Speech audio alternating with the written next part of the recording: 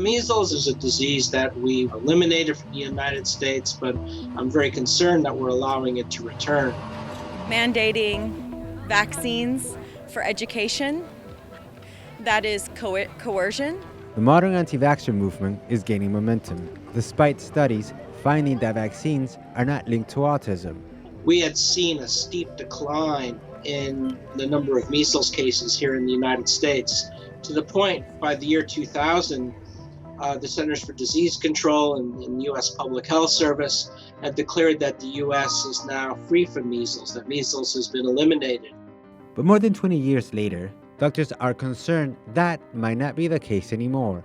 A study led by Dr. Peter Hotest, Dean of the National School of Tropical Medicine at Baylor College of Medicine, found that as the anti-vaccine movement grows, measles outbreaks surge as well. We've seen the return of measles in the form of outbreaks or epidemics. So we saw this in Minnesota in 2017. It lasted much of 2017.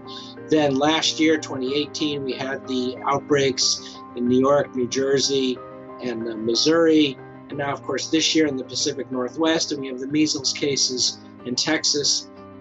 The study shows a significant growth in 12 of the 17 states that allow parents to opt their children out of getting vaccinated for non-medical reasons. Several hotspots in Arizona, Utah, Washington State, Oregon, and Michigan stand out for the large number of parents refusing or delaying to vaccinate their children.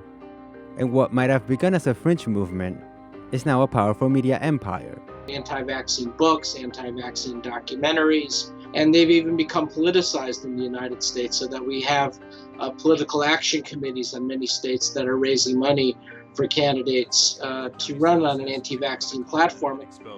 Meaning they are taking unplanned time away from work. Dr. Hotez believes the whole movement is based on misinformation, causing a chilling effect on public health. Do we want to be a country that forces children or parents to engage in risky medical interventions without informed consent? But the measles vaccine is not the only one being targeted. The CDC estimates that in the past flu seasons, between 80 and 85% of children who die from the flu were unvaccinated.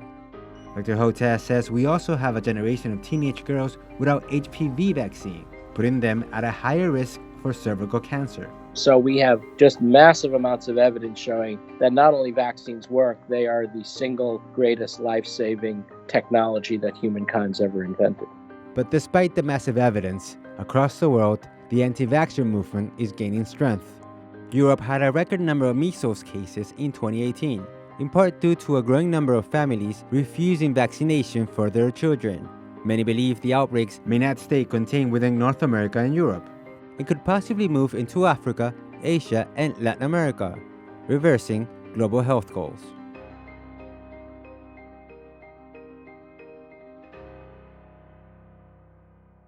Alright, let's do something. Hey, it's Wesley Lowry of the Washington Post here. Make sure to subscribe to our YouTube channel to get all of our latest reporting, analysis, and stay up to date on what's going on in the world around you.